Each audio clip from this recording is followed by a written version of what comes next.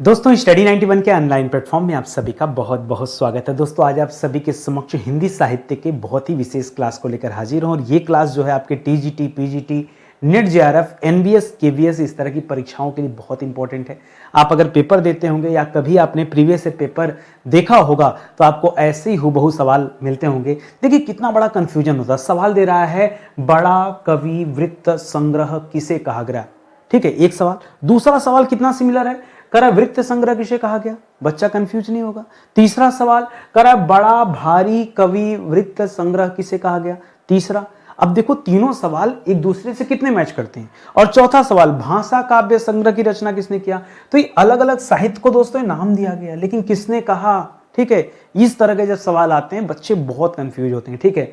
और सवाल दे रहा है कविता कौमुदी के रचनाकार कौन है, या स्केच ऑफ हिंदी लिटरेचर की रचना किसने किया। हिंदी के मुसलमान कवि ये एक ग्रंथ का नाम है, इसकी रचना किसने किया।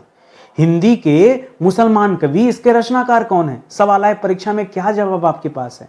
आप हमेशा अगर 4 ऑप्शन ढूंढते रहेंगे तो ऐसे काम नहीं चलने वाला है, ठीक है। आप हमारे साथ आइए, धीरे धीरे पढ़ते पढ़ते चीज़ें इतनी आसान लगने लगेंगी कि आप खुद ही कहोगे सर कि ऐसे सवाल तो परीक्षा में आते और आपको यूं ही चुटकी में एक छोटी सी क्लास से याद हो गए, ठीक है। तो चलिए देखते हैं इन सभी सवालों का जवाब क्या है और काफ़ी मज़े से दोस्तों हम लोग पढ़ाई करेंगे। ध्यान दीजिएगा, एक हमने स्पेशल बैच बना रखा है बीपीएससी ट्री 4.0 परीक्षा के लिए। इस एक बैच से आप चाहे पीआरटी का पेपर दीजिए, मिडिल का दीजिए, टीजीटी, पीजीटी कोई भी दीजिए, ये आपकी इस बैच से कवर हो जाएगा। ध्यान दीजिएगा यूपी टीजीटी वाले इसे न ज्वाइन करें, उनके लिए एक अलग से बैच में लाऊंगा, ठीक है। अच्छा बैच होगा। आप जो बीपीएससी की तैयारी कर रहे हैं उनके लिए दोस्तों ये बैच अपने आप में सफिशिएंट है, ठीक है। चलिए सवालों का सिलसिला यहाँ से शुरू होता है, बहुत ध्यान से पढ़िएगा। और आज हमारा कोई पहला दिन नहीं है, आज हमारा 83 नंबर का लेक्चर है। तो जिस बच्चों की क्लास पसंद आए वो केवल इतना करेगा कि पीछे की क्लास भी आप जाके जरूर देखिए। हमेशा नई क्लास का इंतजार करने से अच्छा है कि जो कुछ हमने पीछे पढ़ाया, भाई आज की क्लास अच्छी लग रही तो सिंपल सी बात है पीछे भी मैंने अच्छा ही पढ़ाया होगा, ठीक है। लेकिन कब पीछे देखेगा, पहले आज की क्लास देख के संतुष्ट हो लीजिए, फिर आप पीछे जाके देखिएगा। एक सवाल दे रहा है कि किसके द्वारा लिखित ग्रंथ को बड़ा कवि वृत्त संग्रह कहा जाता है। करा बताइए किसने, ऐसा कौन राइटर है जिनके द्वारा लिखित ग्रंथ को क्या कहा जाता है, बड़ा कवि वृत्त संग्रह कहा जाता है। तो कभी भी ऐसा सवाल देना तो याद रखिएगा, आप नाम लीजिएगा जॉर्ज ग्रियर्सन का। किसका नाम लेंगे, जॉर्ज ग्रियर्सन का नाम लीजिएगा आप, ठीक है। ये जवाब आपका सही हो जाएगा। इनके द्वारा लिखित ग्रंथ को बड़ा कवि वृत्त संग्रह कहा जाता है, सिर्फ बड़ा कवि, ठीक है। ये दो शब्द आपको याद रखना है, बड़ा कवि वृत्त संग्रह। और यदि इनके बारे में दोस्तों कुछ स्पेशल फैक्ट मैं आपको दूं तो याद रखिएगा, ये आधुनिक भाषा विज्ञान के पहले लेखक माने जाते हैं, ठीक है। भाषा विज्ञान के पहले लेखक माने जाते हैं, ठीक है। ये आपको थोड़ा अटपटा भी लग रहा होगा। देखिए थे तो विदेशी व्यक्ति, लेकिन इन्होंने अपना जितना भी रिसर्च किया है वो हिंदी विषय पर किया है, इसीलिए इन्हें आधुनिक भारत में एक तरह से भाषा सर्वेक्षण करने वाले पहले व्यक्ति के रूप में जाने जाते हैं, ठीक है। पहले भाषा सर्वेक्षण करने वाले व्यक्ति, ठीक है, भाषा सर्वेक्षण करने वाले व्यक्ति के रूप में दोस्तों इन्हें जाना जाता है। तो ये आप याद रखेंगे, ठीक है। चलिए अगले सवाल पर आइए। अगला सवाल दे रहा है कि किसके द्वारा लिखित ग्रंथ को वृत्त संग्रह कहा जाता है। देखिए यहां बड़ा कवि हटा दिया, सिर्फ आपसे पूछ रहा है कि बताइए ऐसे राइटर कौन हैं जिनके द्वारा लिखे गए ग्रंथ को वृत्त संग्रह कहते हैं, केवल वृत्त संग्रह। तब आप नाम बताइएगा शिव सिंह सेंगर। क्या बताएंगे, शिव सिंह सेंगर, ठीक है। शिव सिंह सेंगर। और शिव सिंह सेंगर ने दोस्तों किसकी रचना किया है, शिव सिंह सरोज की रचना किया हुआ है शिव सेंगर के द्वारा। तो यह भी आप याद रखेंगे। इनकी प्रसिद्ध कृति का नाम क्या है दोस्तों, शिव सिंह सरोज, ठीक है। तो याद रखेंगे प्रसिद्ध कृति का नाम क्या है, प्रसिद्ध कृति का नाम है शिव सिंह सरोज, ठीक है। शिव सिंह सरोज, यह इनकी कृति का नाम है दोस्तों, याद रखेंगे। और इनका क्या नाम है, शिव सिंह सेंगर। जब आपसे पूछे सिर्फ बड़ा कवि हटा दे और सिर्फ पूछे वृत्त संग्रह कि किसके द्वारा रचित ग्रंथ को वृत्त संग्रह कहा जाता है, तब आप दोस्तों ये जवाब दीजिएगा।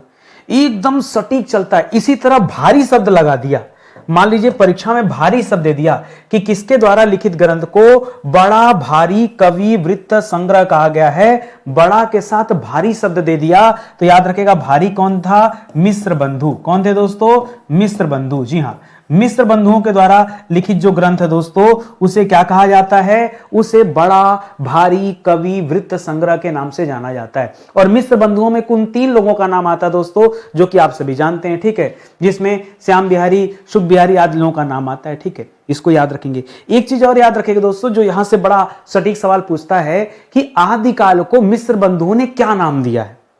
भाई हम उसी को आदिकाल कहते हैं, वीरगाथा काल कहते हैं, चारण काल कहते हैं। सवाल ये देता है कि बताइए आदिकाल को मिश्र बंधुओं ने दोस्तों क्या नाम दिया है, तो मिश्र बंधुओं ने आदिकाल को प्रारंभिक काल नाम दिया है। परीक्षा में आए तो क्या बताएंगे, मिश्र बंधुओं द्वारा आदिकाल का नाम, आदिकाल का नाम क्या बताया गया दोस्तों, प्रारंभिक काल बताया गया है। ऐसा सवाल दोस्तों परीक्षा में आता रहता है, प्रारंभिक काल बताया गया है, ठीक है, बताया गया है।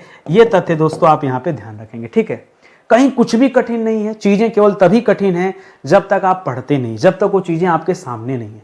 आप इस तरह से जब कोरिलेट करके पढ़ना शुरू करेंगे, सवालों को जोड़िए कि हम कितना ज्यादा से ज्यादा सवाल आपस में जोड़ सकते हैं। जब आप जोड़ेंगे तब दोस्तों आपको नई नई चीजें मिलेंगी। अगला सवाल कर मिश्र बंधु विनोद के रचनाकार कौन है। देखिए इस रचना में तो नाम ही दिया मिश्र बंधु, तो सिंपल सी बात है, सीधा सीधा क्या हो जाएगा दोस्तों, मिश्र बंधु विनोद की रचना का नाम क्या है, मिश्र बंधु है।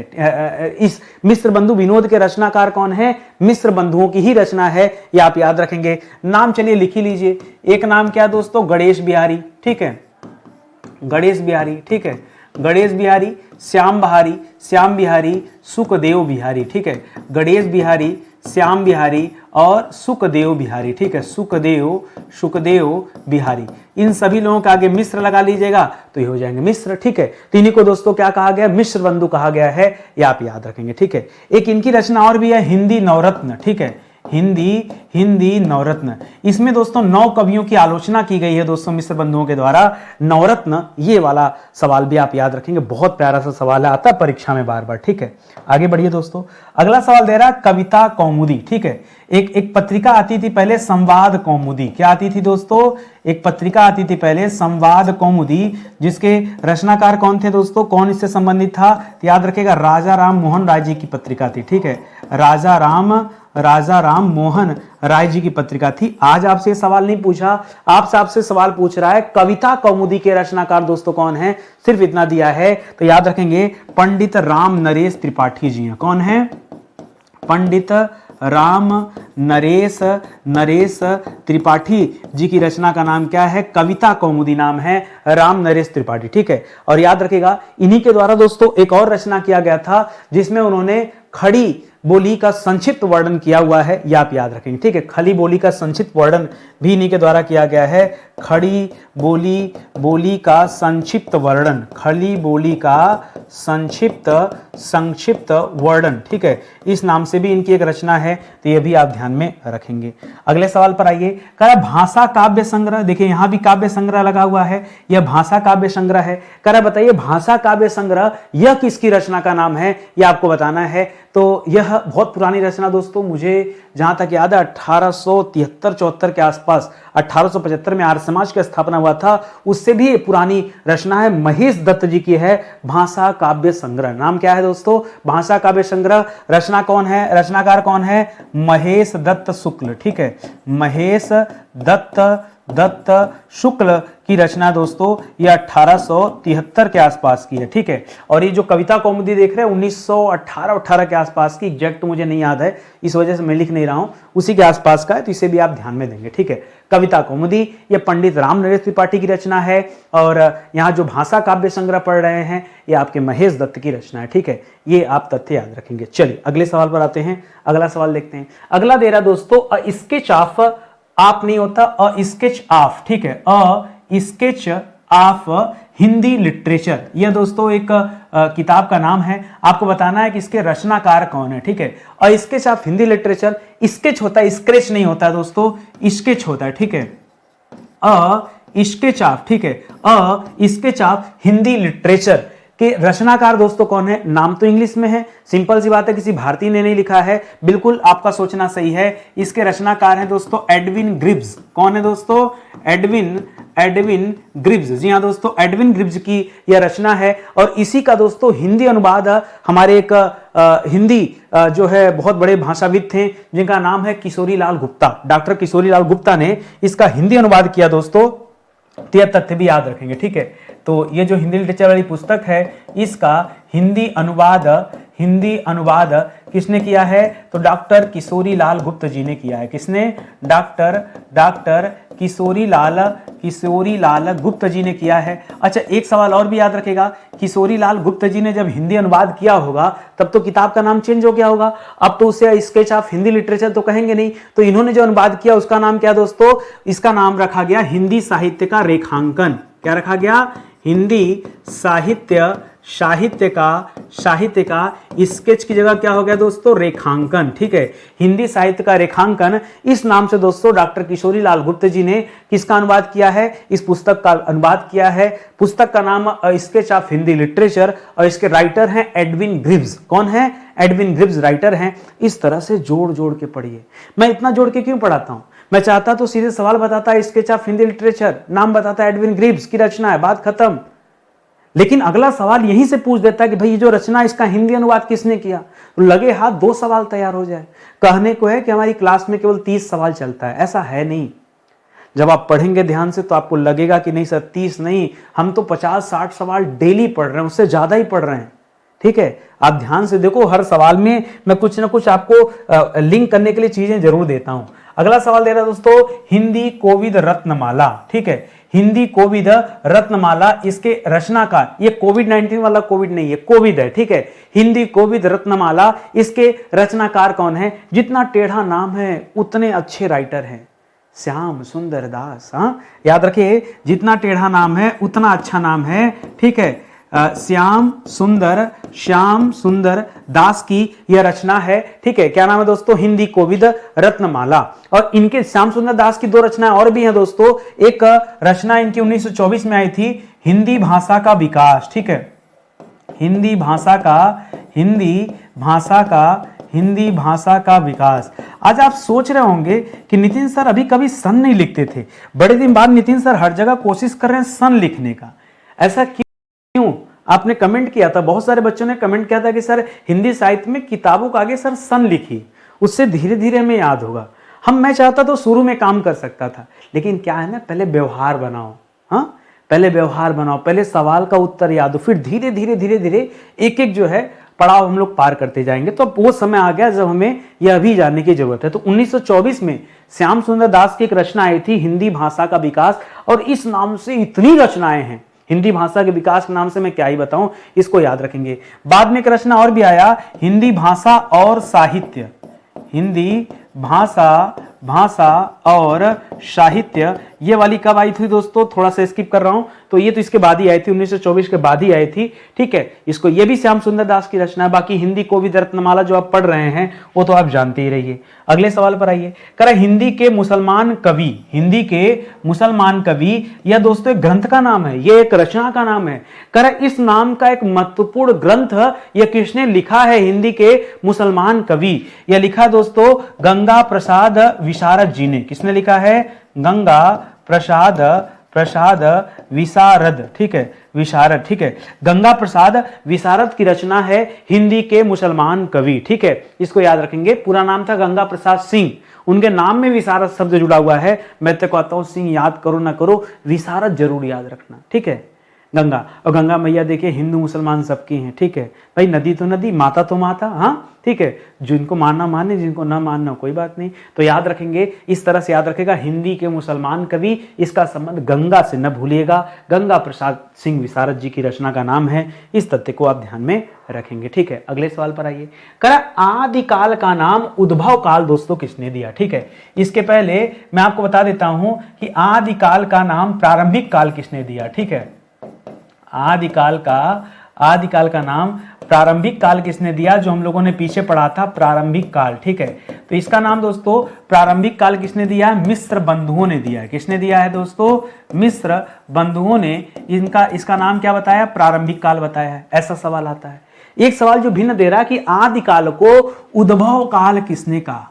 पहले क्या होता था, जब मैं पढ़ाता था खुद भी भूल जाता था, बच्चे भी भूल जाते थे। फिर मेरे साथ क्या हुआ, पढ़ाते पढ़ाते पढ़ाते गुप्ता को तो याद हो गया। अब बच्चे तो रोज पढ़ते नहीं, बच्चे लगे भूलने। ने कहा यार एक दिन के लिए बच्चा आया तो उसको भी फायदा मिलना चाहिए। हाँ, रोज जो आ रहा है उसको तो फायदा मिलेगा ही मिलेगा, लेकिन जो आज गलती से वीडियो देख रहा है उसके भी जीवन में आज बदलाव होना चाहिए।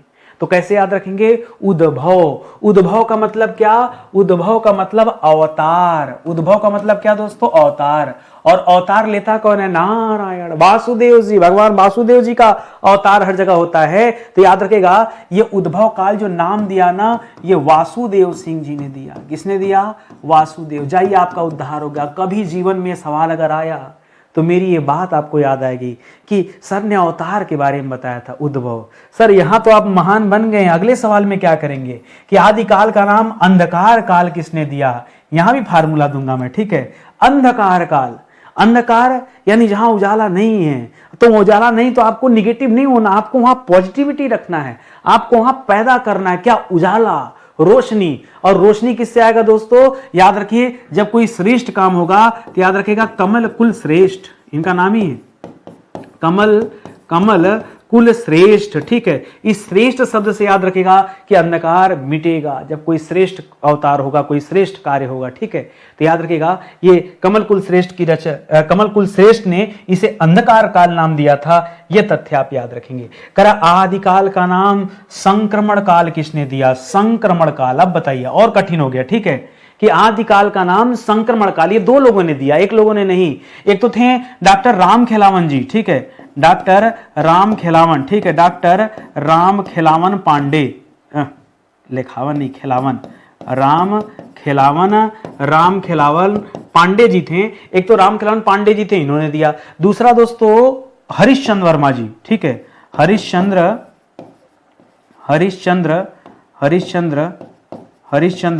वर्मा जी। ये दो लोगों ने दोस्तों क्या किया, आदिकाल का नाम क्या दिया, संक्रमण काल दिया है। ये तथ्य भी आप याद रखेंगे। एकदम क्रीम सवाल आपको दे रहा हूं। परीक्षा में जहां से सवाल आता है और जहां आप कंफ्यूज होते हैं, मैं केवल वही टॉपिक लेकर आया हूं, ठीक है। करा आदिकाल की प्रसिद्ध पुस्तक जयचंद प्रकाश के रचनाकार कौन है, जयचंद प्रकाश। यह आदिकाल की पुस्तक है, ठीक है, बहुत पॉपुलर है। इसके रचनाकार का नाम था भट्ट केदार। इस पुस्तक के रचनाकार कौन थे दोस्तों, इस पुस्तक के रचनाकार थे दोस्तों भट्ट केदार। और मैं आपको बताऊं भट्ट केदार जी दरबारी इतिहासकार थे, ठीक है। ये दरबारी इतिहासकार थे। किसके दरबारी इतिहासकार थे, याद रखिएगा जयचंद के, ठीक है। यह जयचंद के दरबारी इतिहासकार थे। उन्हीं के द्वारा दोस्तों ये जयचंद प्रकाश लिखी गई है, ठीक है। लेकिन दोस्तों संजोग से ये जो पुस्तक है यह पुस्तक है नहीं। अब यह पुस्तक क्या हो चुकी है, लुप्त हो चुकी है, ठीक है नहीं, ठीक है, यह लुप्त हो चुकी है। केवल अब कल्पनाओं में आप ऐसे समझ सकते हैं, ठीक है। आदिकाल की एक प्रसिद्ध रचना और भी है, जयमयंक जस चंद्रिका। जयमयंक जस चंद्रिका। एक सवाल आप ये कंफ्यूज होते हैं, सर जहांगीर जस चंद्रिका, ठीक है। एक सवाल आप पढ़ते हैं जहांगीर जस चंद्रिका, ठीक है, जहांगीर जस चंद्रिका। आप ये कंफ्यूज होते हैं सर ये किसकी रचना है। देखिए दोनों अलग अलग रचना है। पहले हम अपनी मूल रचना के बारे में बात करते हैं। जो मूल रचना आप यहां पढ़ रहे हैं जयमयंक जस चंद्रिका, याद रखिएगा जयमयंक जस चंद्रिका ये अलग राइटर की पुस्तक है और ये लिखा है मधुकर कवि जी ने। किसने लिखा है, इनका नाम है मधुकर कवि। यह मधुकर कवि की रचना है। और जो दूसरी रचना जहांगीर वाला पढ़ रहे हैं ये केशवदास की रचना है। वो अपने वाले आचार्य केशवदास, हाँ वही अपने वाले ही, ठीक है। और ये जो आप देख रहे हैं दोस्तों यह आचार्य केशवदास की रचना है। क्या है ना, दोनों में जस चंद्रिका शब्द लगा है, यहां भी जस चंद्रिका, यहां भी जस चंद्रिका, ठीक है। इस वजह से कंफ्यूजन होता है, ठीक है। तो जहांगीर जस चंद्रिका जो है यह केशवदास की रचना है और जयमयंक जस चंद्रिका जो है यह कवि मधुकर की रचना है, ठीक है। तो मैं तो जानबूझ के ऐसे सवाल देता हूं कि भाई ऐसे सवाल जब आपके सामने आएंगे तभी आपको सही गलत पता चलेगा। बांग्ला भाषा का प्रथम कवि दोस्तों किसे कहा जाता है, इस प्रश्न को लेकर के बड़ी लड़ाई है। क्यों? एक तो बांग्ला भाषा का पूछ रहा, दूसरा पहला कवि। अरे जब हिंदी भाषा के पहले कवि को लेकर इतनी लड़ाई होती है, कोई शंभू को कहता है, कोई जो है सरहपात को कहता है, सरपा को या सरहपात को कहता है, कोई पुष्य को कहता है, कोई पुंड बताता है, कोई पुष्य दंत कहता है, अलग अलग लोग कहते हैं ना। तो जब हिंदी में इतना कंफ्यूजन है तो बांग्ला भाषा के प्रथम कवि को लेकर कंफ्यूजन नहीं होगा। तो यहां पर दोस्तों दो लोगों को बांग्ला भाषा का पहला कवि माना जाता है। कुछ लोग मानते हैं विनय तोष भट्टाचार्य को, ठीक है, किसे? विनय तोष भट्टाचार्य, ठीक है। कुछ लोग विनय तोष भट्टाचार्य को पहला कवि मानते हैं, तो कुछ लोग कृत्तिवास ओझा को मानते हैं। कृत्तिवास ओझा ने एक रामायण भी लिखा है, बांग्ला रामायण की रचना किया है, ठीक है। कृत्तिवास ओझा को मानते हैं। कृत्तिवास ओझा ने बांग्ला रामायण लिखा है। क्या लिखा है? बांग्ला रामायण लिखा है, इसके लिए जाने जाते हैं। तो दो लोगों को दोस्तों बांग्ला का पहला कवि कहा जाता है, ये आप ध्यान देंगे, ठीक है। कोई कंफ्यूजन भाई बात नहीं ना? आराम से समझ में आ रहा है ना? आएगा, सब समझ में आएगा। बस इत्मीनान से आप एक एक चीज जो है देखते चलिए और समझते चलिए। अगला सवाल दे रहा है कि आक्रोश की भाषा का पहला प्रयोग, ठीक है। आक्रोश की भाषा का पहला प्रयोग यह किसकी रचनाओं में दोस्तों दिखलाई पड़ता है? किस कवि ने आक्रोश की भाषा का यूज किया? किस कवि ने आक्रोश की भाषा का यूज किया? तो याद रखेगा सरहपा ने, ठीक है। चाहे सरहपा लिखे चाहे सरहपाद लिखे, ठीक है, सरहपाद, ठीक है। किसने कहा कि इन्होंने आक्रोश की भाषा का यूज किया है? भाई जो इनके समर्थक होंगे वो नाराज हो जाएंगे, ले लाठी डंडा ले खड़े गए, किसने कहा कि सरहपा जी ने जो है आक्रोश की भाषा की? डॉक्टर बच्चन, मैंने नहीं कहा, ये डॉक्टर बच्चन सिंह ने कहा। किसने कहा दोस्तों? यह किसने कहा? डॉक्टर बच्चन ने कहा, ठीक है। यह डॉक्टर बच्चन सिंह ने कहा। बच्चन सिंह ने कहा है। क्या कहा? इन्हें सरहपा को बताया कि इन्होंने आक्रोश की भाषा का प्रयोग किया था। हाँ, आप मुझसे पूछेंगे सरहपा के बारे में, सर क्या याद रखा जाए? तो मैं कहूंगा दोस्तों अधिकांश और मैं स्वयं भी, ठीक है। अधिकांश में मैं भी आ जाता हूं, ठीक है। प्लस राहुल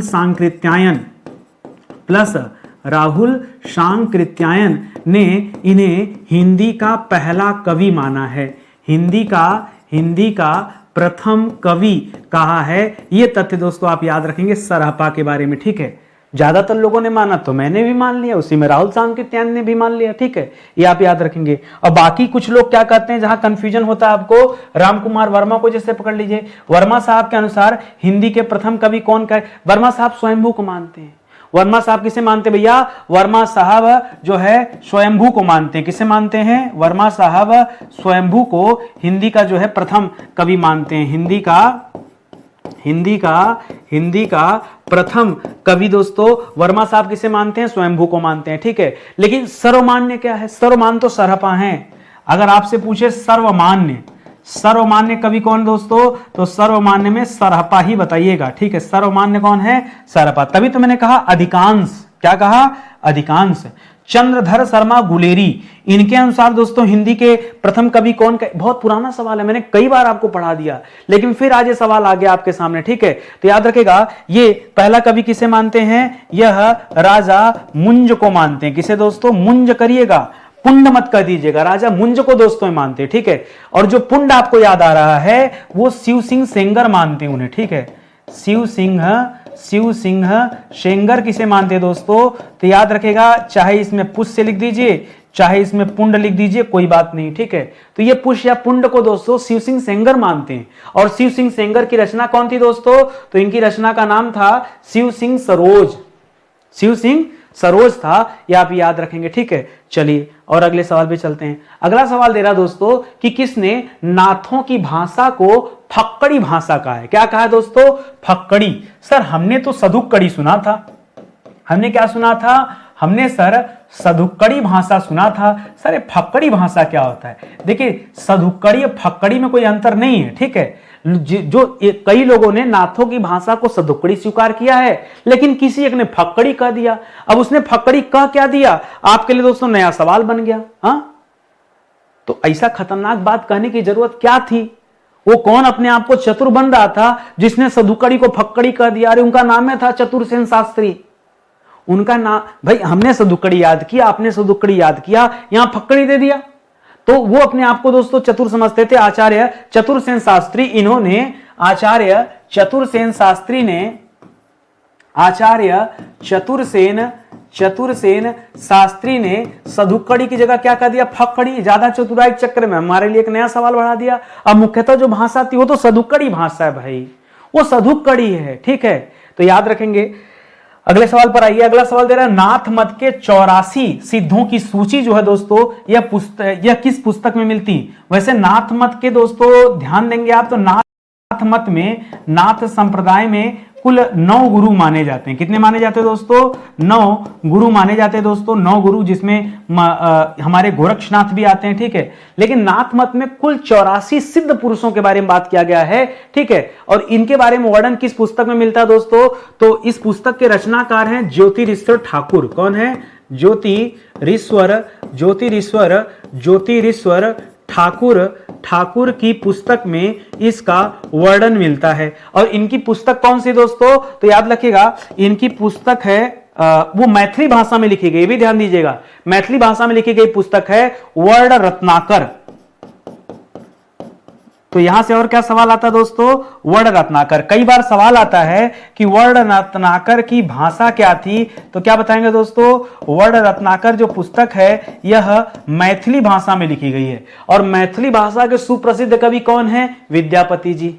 विद्यापति जी ने रचना किया पदावली की, रचना किया कीर्ति पताका, कीर्ति लता, हाँ ये सब याद रखेंगे, ठीक है। वो विद्यापति, उनकी भाषा दोस्तों मैथिली थी। उसी तरह से मैथिली भाषा में ये वर्ण रत्नाकर भी है और इसके रचनाकार हैं ज्योतिरीश्वर ठाकुर। यह वह पहली पुस्तक है जिसमें 84 सिद्ध पुरुषों के बारे में बताया गया है, ठीक है। तो ये सारे तथ्य आप ध्यान में रखिएगा। अगले सवाल पर आइए। करा प्राकृत का पाणिनि किसे कहा जाता है, बड़ा खतरनाक सवाल। कभी भवभूति, कभी पाणिनि, कभी वेद व्यास, कभी वाल्मीकि, कभी कालिदास, बहुत सारे सवाल मैं बताऊंगा, सुनते चलिए। प्राकृत दोस्तों, प्राकृत भाषा का जन्म हुआ था कैसे, याद रखेंगे। सबसे पहले था संस्कृत भाषा, संस्कृत से जन्म होता है पाली भाषा का, पाली से जन्म होता है प्राकृत भाषा का, प्राकृत से जन्म होता है अभ्रंश का, ठीक है, अभ्रंश का, और अभ्रंश से जन्म होता है खड़ी हिंदी बोली का, ठीक है, खड़ी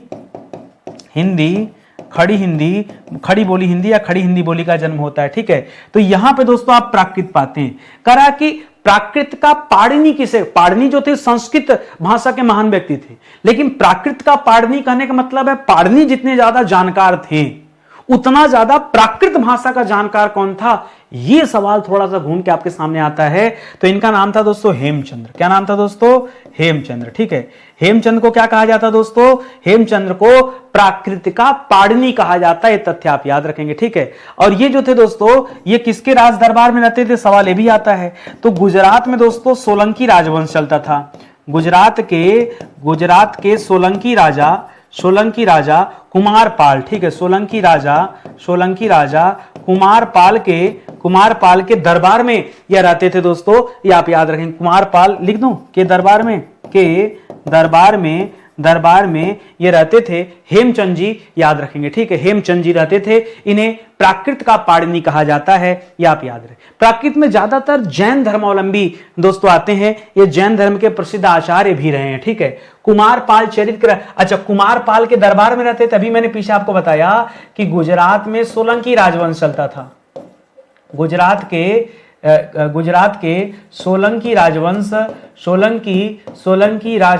सोलंकी राजा कुमारपाल के दरबार में, ठीक है, कुमारपाल के दरबार में कौन था दोस्तों, यह हेमचंद्र जी रहते थे। और हेमचंद्र जी के द्वारा ही दोस्तों किसकी रचना किया गया, कुमारपाल चरित। अरे भाई जो जिसके दरबार में रहेगा वही रचना करेगा। जैसे पृथ्वीराज रासो की रचना किसने किया, भाई उन पृथ्वीराज चौहान तृतीय के राज दरबार में चंद बरदाई रहते थे तो उन्होंने लिखा। समझ में आ रहा है ना, इस तरह से दोस्तों आप इसे याद रखेंगे। अगला सवाल करा कुमारपाल प्रतिबोध, ये थोड़ा सा अलग हो गया। देखिए यहां रचना का नाम है कुमारपाल चरित, यहां रचना का नाम है कुमारपाल चरित न करके लिख दिया प्रतिबोध। अब बच्चा रटा पड़ा है, कुमारपाल देखते ही हेमचंद उत्तर कर दिया।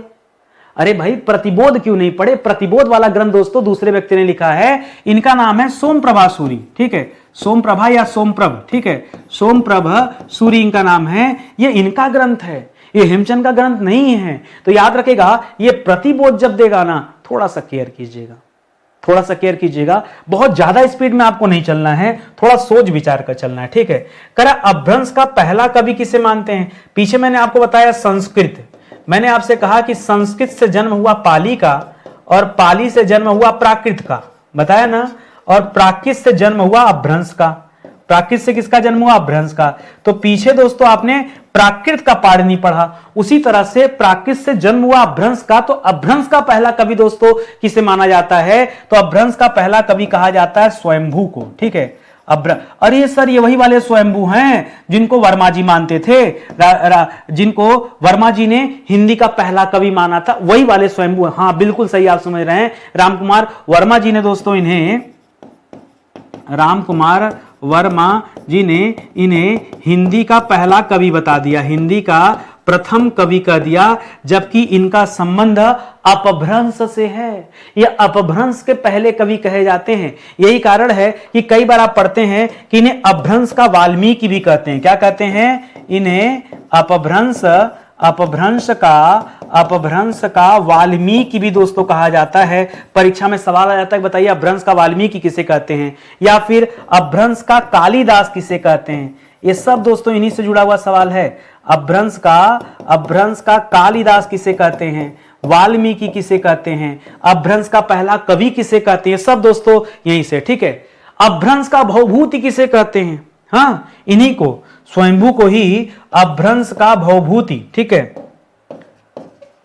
अपभ्रंश का भवभूति, ठीक है, भवभूति, और ये भी कहते हैं, ठीक है। तो इस तरह से बड़ा जो है स्वयंभू जी के ऊपर दोस्तों बड़ा सारी जो है भार है, आप देख रहे हैं, ठीक है। इतना भार तो सरापा पे नहीं पड़ा है, इतना भार सरापा पे नहीं पड़ा जितना भार हमारे स्वयंभू जी के ऊपर पड़ गया है। इन्हीं की रचना थी पौमचर्यू, ठीक है, जो लिखा जरूर इन्होंने, पूरा नहीं कर पाए बेचारे, इनके पुत्र ने पूरा किया, मैं बताऊंगा भी, ठीक है। करा किसने स्वयं को कुकवि कहा है? बहुत ध्यान से पढ़िए, किसने स्वयं को क्या कहा दोस्तों? कुकवि। देखिए, एक होता है सुकवि, सुंदर कवि, एक होता है कुक, अपने आप को बुरा कह दिया। ये किसने कहा सर? ये स्वयंभू जी ने ही कहा, ठीक है। स्वयंभू ने स्वयं को क्या कह दिया?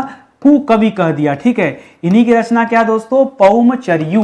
क्या नाम है? पौमचर्यू इन्हीं की रचना है, ये आप याद रखिएगा। स्वयं, बहुत पॉपुलर सवाल है, बहुत पॉपुलर सवाल, इसको आप अपने दिमाग में रखिएगा, ठीक है।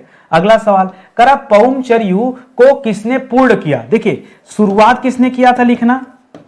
शुरुआत किसने किया दोस्तों? तो शुरुआत किया स्वयंभू ने, ठीक है। शुरुआत किसने किया? शुरुआत किया स्वयंभू जी ने। अगला सवाल आता है, पूर्ण किसने किया? पूर्ण किसने किया दोस्तों? तब यहां पे याद रखेंगे स्वयंभू के पुत्र ने, ठीक है, स्वयंभू के पुत्र। अगला सवाल, स्वयंभू के पुत्र का नाम क्या था? पुत्र तो बोलना आसान है, लेकिन इनका नाम क्या था? त्रिभुवन। क्या नाम था दोस्तों? स्वयंभू के पुत्र का नाम था त्रिभुवन। त्रिभुवन जी ने दोस्तों इसे क्या किया है? पूर्ण किया है। सर हमें तो नहीं पता था इसके बारे में। अरे तो जानिए ना, आप जानिए, नहीं जानेंगे तो कैसे काम चलेगा, ठीक है। आगे बढ़िए, करा अपभ्रंश का भवभूति दोस्तों किसे कहा जाता है? डॉक्टर हयाड़ी ने दोस्तों कहा है अपभ्रंश का भवभूति, ठीक है। अपभ्रंश का भवभूति दोस्तों, एक मिनट, अपभ्रंश का भवभूति यहां पुष्यदंत को माना इन्होंने, ठीक है। भवभूति किसे कहा गया है? पुष्यदंत को, ठीक है। पुष्यदंत को दोस्तों डॉक्टर हयाड़ी ने कहा है, यहां देख लीजिए, ठीक है। भवभूति किसे? अपभ्रंश का भवभूत दे रहा है, ठीक है, भवभूति, ठीक है। कालिदास वाल्मीकि लिखे, ध्यान दीजिएगा, अपभ्रंश का वाल्मीकि प्लस कालिदास, ये तो दोस्तों स्वयंभू को कहा गया, प्लस कालिदास किसे कहा गया? यह तो स्वयंभू को कहा गया, ठीक है। लेकिन एक थे डॉक्टर हयाड़ी, नहीं सुना होगा, ठीक है, हयाड़ी, हाँ। तो याद रखेगा, उन्होंने पुष्यदंत को क्या बता दिया दोस्तों? इन्होंने पुष्यदंत को अपभ्रंश का भवभूति कहा, अपभ्रंश का भवभूति कहा, ठीक है, पुष्यदंत को। और उन्हीं की रचना का नाम है जसहर चर्यू। क्या नाम है? जसहर चर्यू नाम है दोस्तों, ये आप याद रखेंगे, जसहर चर्यू, ठीक है। ये पुष्यदंत की ही रचना का नाम है। इसे भी दोस्तों आप लगे हाथ पढ़ लीजिए, याद कर लीजिए, ठीक है। होता इस तरह का कंफ्यूजन होता है, ठीक है। तो परेशान मत होइए, धीरे धीरे पढ़िए, चीजें आएंगी समझ में, ठीक है। और आगे बढ़िए, करा अपभ्रंश का वेद व्यास किसे कहा जाता है? अब तो आपको लिखने की जरूरत है ढंग से, वो भी, ठीक है। चलिए एक एक पॉइंट समझिएगा।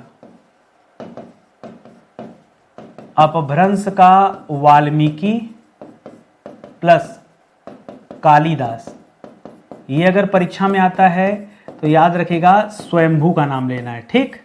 दूसरा सवाल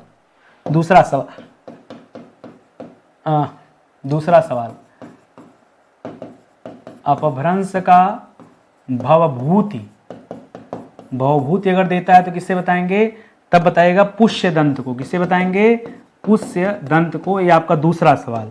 और अब जो आज के सवाल में पूछा गया कि अपभ्रंश का वेद व्यास किसे, वेद व्यास ने महाभारत की रचना किया है, तो अपभ्रंश का वेद व्यास किसे कहा गया है, वो अभी दोस्तों पुष्य दंत को कहा गया, ठीक है।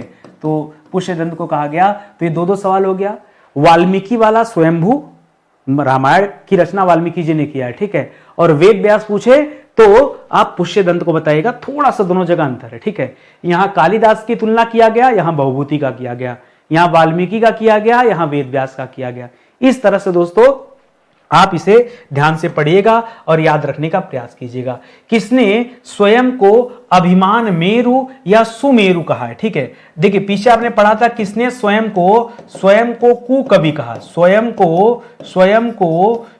को कुकवि दोस्तों किसने कहा है, तब आपने पढ़ा था सर स्वयंभू ने ही अपने आप को कुकवि कहा है, ठीक है। और अगला सवाल दे रहा है किसने स्वयं को सुमेरु कहा है, सुमेरु, तो याद रखेगा यह पुष्य दंत ने कहा है। किसने कहा है, यह पुष्य दंत ने स्वयं को क्या कहा दोस्तों, सुमेरु कहा है या अभिमान मेरु कहा है। सुमेरु या फिर अभिमान मेरु का नाम दिया है, यह आप याद रखेंगे। कर पुष्य दंत को किसने भाषा की जड़ एवं अपभ्रंश का भवभूति कहा है। पीछे मैंने बताया था ना कि पुष्य दंत को ही अपभ्रंश का भवभूति कहा गया है। और किसने कहा दोस्तों, तो दो चीजें, अगर ये दोनों जड़ और भवभूति वाली बात की जाए तो याद रखेगा यह डॉक्टर शिव सिंह सेंगर ने कहा है। किसने कहा है, डॉक्टर शिव सिंह सेंगर ने कहा। सर वो शिव सिंह सरोज जिसकी रचना थी, हाँ। और यदि केवल आपसे ये भवभूति वाला सवाल कर देना तब आप क्या बताएंगे दोस्तों, डॉक्टर भयाड़ी। क्या बताएंगे, डॉक्टर भयाड़ी। डॉक्टर भयाड़ी ने इन्हें क्या कहा दोस्तों, इन्हें अपभ्रंश का भवभूति बताया। और अपभ्रंश का कालिदास किसे कहा गया, तो स्वयंभू को कहा गया, ठीक है। इस तरह से दोस्तों एक एक बातें आप याद रखेंगे। परीक्षा में इतना जो है घौच पौच हो जाता है ना, बच्चा परेशान हो जाता है यार, थक जाता है, सोचता क्या पढ़ा क्या नहीं, कैसे भूला, बहुत समस्याएं होती है। लेकिन आप आइए हमारे साथ पढ़िए, कंफ्यूजन तो होगा ही नहीं। और आज दोस्तों 83 नंबर का लेक्चर था। पसंद आया हो तो पीछे का लेक्चर देखेंगे, फायदा आपको मिलेगा। पेड क्लास जब आएगा सब आएगा, ठीक है। समय के साथ आप उसे ज्वाइन कीजिएगा, वहाँ बहुत आनंद आता है। उसका फ्री वाले क्लास से कोई कंपैरिजन नहीं। बच्चा कई बार सोचता है नितिन सर तो इतना अच्छा फ्री में पढ़ाते हैं। अरे महाराज, तो इसकी आगे वाली लाइन आप क्यों नहीं सोचते हैं कि जो इंसान फ्री में इतना अच्छा पढ़ा सकता है वो इंसान पेड में कितना मेहनत करता होगा। ये आप सोचिए ना, ये नहीं सोच पाते हैं, केवल मजे तक जाके रुक जाते हैं। आप आइए, आपका स्वागत है। हम बहुत ज़्यादा बैच नहीं लॉन्च करते हैं। हमको लगता है पूरे भारत में सबसे स्लो मोशन वाली फर्म यही है स्टडी 91। इतना धीरे धीरे बैच लॉन्च करती है। मेरे स्थान पे छोटी छोटी कोचिंग वाले के बैनर पे देखेंगे ना 50 कोर्स लिखा होता है। मैं नहीं लिख पाता, क्यों, आदत में नहीं है। जितना करो ठोस करो, ना तो मत करो। मेरी आदत आप जानते हैं। मैं फ्री में भी पढ़ाने आता हूँ ना, तो अगर कंटेंट अच्छा है तब तो पढ़ाता हूँ। नहीं बनाया हूँ कंटेंट, नहीं मन कर रहा पढ़ाने को, तबीयत परेशान हूँ, तो मैं पढ़ाता ही नहीं हूँ। मैं पढ़ाता ही नहीं हूँ, मेरी आदत है। अब ये हमेशा यही काम मैं पेड में भी करता हूँ। कोई भी काम करो उस काम में दम होना चाहिए, लगन होना चाहिए। बच्चा पढ़े तो उसे लगे कि हाँ सर ने क्वालिटी कंटेंट दिया है, हवाई काम नहीं। तो आप हमारे किसी भी बैच में आएंगे, और मेरे कहने से अगर कोई बैच ज्वाइन करना, जिस बच्चे को लगता है कि नितिन सर हिंदी के मास्टर हैं, आप एक बार दोस्तों हमसे इतिहास पढ़ के देखो। मॉडर्न हिस्ट्री का इतना बेहतरीन बैच है कि आपको लगेगा कि बैच पढ़ने के बाद आपको लगेगा मैं कुछ भी कर सकता हूँ, बड़े से बड़ा अधिकारी बन सकता हूँ। तैयारी कौन सी बड़ी बात है, सब आसान है, ऐसा महसूस होने लगेगा। और मैंने हर एक बैच में डेमो लेक्चर तक दिया है। आप आइए, डेमो देखिए, पसंद आए तो ज्वाइन कीजिए क्लास, कोई जोर जबरदस्ती नहीं है, ठीक है। और बाकी बीपीएससी वाले बच्चे तैयार हो जाएं और बैच ज्वाइन कीजिए। सफिशिएंट मैटर दिया गया है, ठीक है। आप आइए, क्लास ज्वाइन कीजिए, अभी और भी मैटर उसमें दिया जाएगा, ठीक है। पढ़ते रहिए, सिलेक्शन आपका जरूर होगा, ठीक है। मिलते हैं दोस्तों अगले लेक्चर में, तब तक के लिए बहुत बहुत धन्यवाद आप सभी का। जय हिंद, जय Bharat. Thank you so much.